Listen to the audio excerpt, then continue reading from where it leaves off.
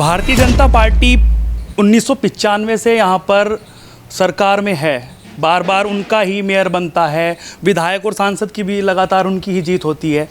तो आज आप समाजवादी पार्टी से हैं, क्या लगता है कि समाजवादी पार्टी से कुछ लग रहा है कि निकल पाएगी सीट? क्योंकि साइकिल का सिंबल आपके पास है, आखिरकार समाजवादी क्यों चुनी पार्टी के लिए? आपको क्या लगा समाजवादी पार्टी में जिससे आपको लगा कि हाँ, समाजवादी हमारे लिए सही है और हम उससे चुनाव लड़ रहे हैं? इस तरीके से अखिलेश यादव को अगर कंपेयर करें हम योगी जी के साथ में, तो क्या लगता है आपको, क्या काम आपको ऐसे लगे अखिलेश यादव जी के जिससे प्रभावित होकर आपने सपा पार्टी चुनी? और योगी आदित्यनाथ जी जो हैं, जो कि कह रहे हैं कि मैंने पूरा क्राइम मुक्त कर दिया है उत्तर प्रदेश, उसमें अगर कंपैरिजन देखा जाए।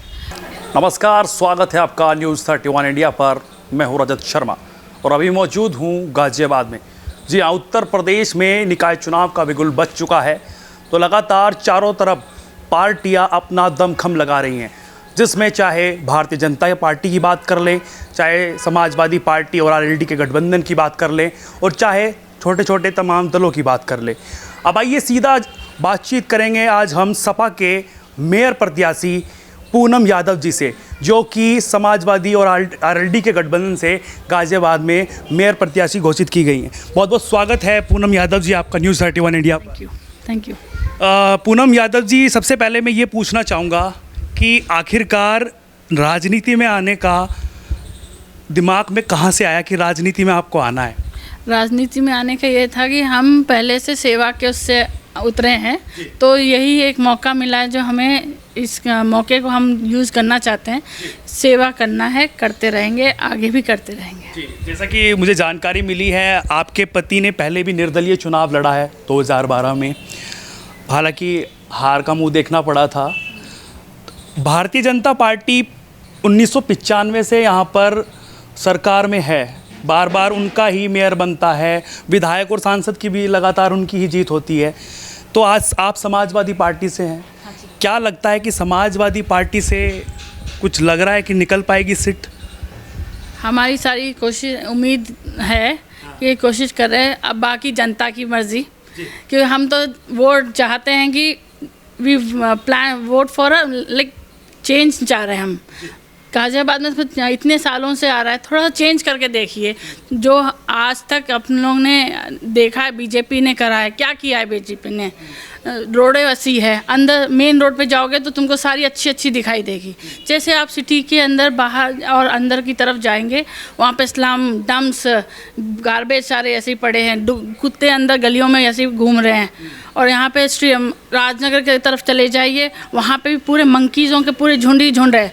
राजनगर लोग परेशान हैं। ट्रैफिक का ले लो, ट्रैफिक से हम परेशान हैं।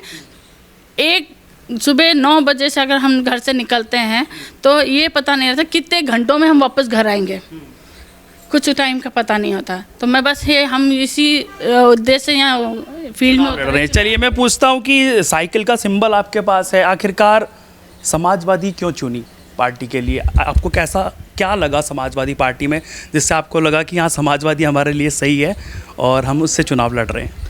ये बस ये है कि हम समाजवादी से इसलिए ये है कि हम सब गठबंधन में हैं, सब मिलके लड़ रहे हैं। ये कि जैसे भीम आर्मी आ गए, हम सब आरएलडी हो गई, सपा हो गई, असपा हो गई, हम सब एक हो गए। सब हम जुट होके, अकेले नहीं हैं, हम मिल के लड़ेंगे, हम जीत के लिए पूरी कोशिश करेंगे। पूनम जी, एक मैं आपको बात बताऊं, जिस तरीके से भारतीय जनता पार्टी उत्तर प्रदेश में काबिज है, ऐसा पहली बार हुआ है उत्तर प्रदेश में कि 2 बार किसी की सरकार बनी है। पहले अगर बात कर ले हम, पहले भी योगी आदित्यनाथ की सरकार थी, अब दोबारा से फिर 22 में भी 2022 की अगर हम बात कर ले, इसमें भी भारतीय जनता पार्टी की सरकार। तो जिस तरीके से अखिलेश यादव को अगर कंपेयर करें हम योगी जी के साथ में, तो क्या लगता है आपको, क्या काम आपको ऐसे लगे अखिलेश यादव जी के जिससे प्रभावित होकर आपने सपा पार्टी चुनी? और योगी आदित्यनाथ जी जो हैं, जो कि कह रहे हैं कि मैंने पूरा क्राइम मुक्त कर दिया है उत्तर प्रदेश, उसमें अगर कंपैरिजन देखा जाए? देखिए अखिलेश जी, उनकी जो बात कहनी थे तो कम ही है, क्योंकि उन्होंने वो धरती से जुड़े हुए हैं। वो धरती के लिए, अपने हित के लिए, अपनी जनता की उसके लिए लड़ते हैं और हम उनका पूरा सहयोग करते हैं। जो वो कहें हम उनके हर उसमें बात में आगे रहेंगे। जी। अच्छा, अगर मैं बात करूँ समस्याओं की, बात आपने कही कि यहाँ पे गाज़ियाबाद में बहुत सारी समस्याएं हैं।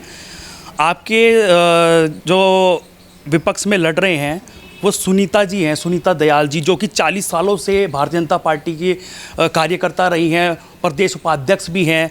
कहीं ना कहीं लगता नहीं कि बड़ी कैंडिडेट हैं आपके सामने, क्योंकि आप निर्दलीय लड़े, फिर राजनीति में आप नए नए आए हो।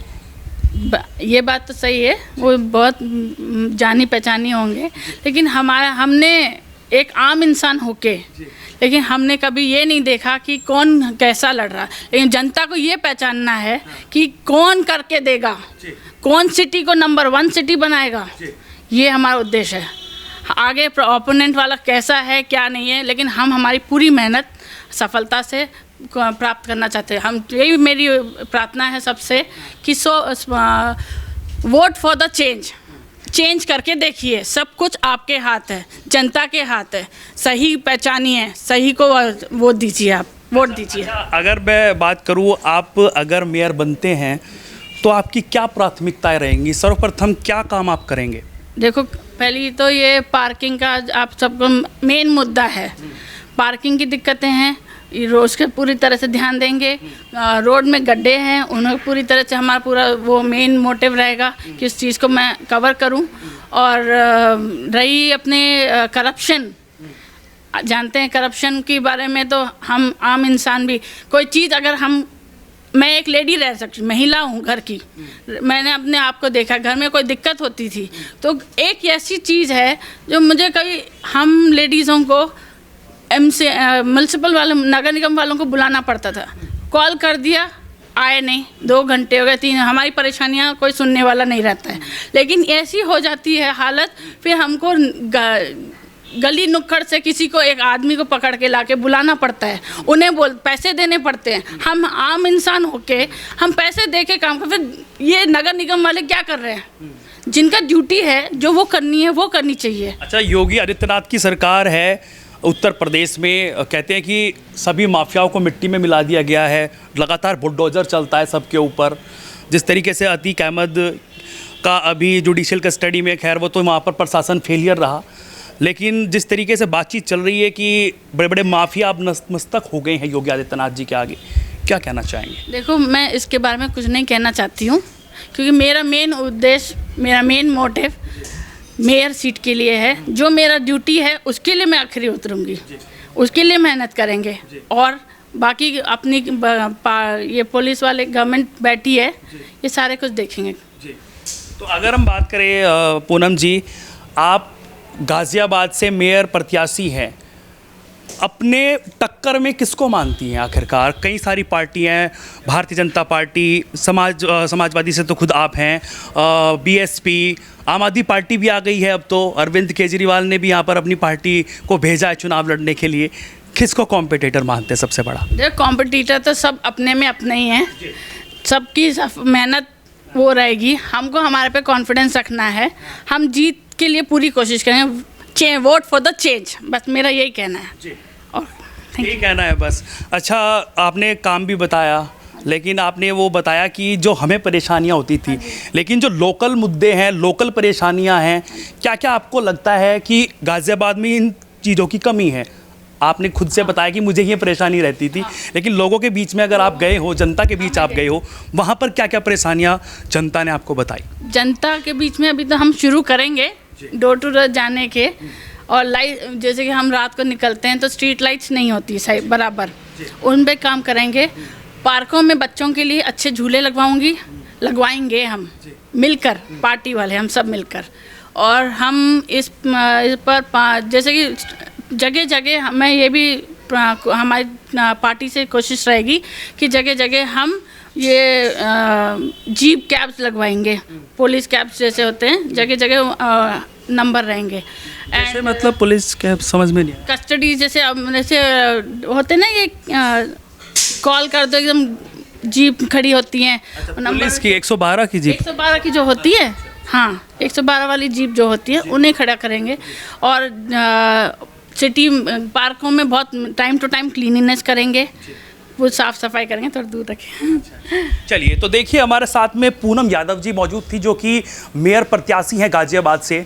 उन्होंने बताया कि क्या क्या समस्याएं यहाँ पर जो है वो जनता को झेलनी पड़ रही है, और ये इन्होंने खुद भी अपना एक वाक्य बताया जिससे जो कह रही थी कि हमारे संज्ञान नहीं लिया जा रहा था उस समस्या को लेकर।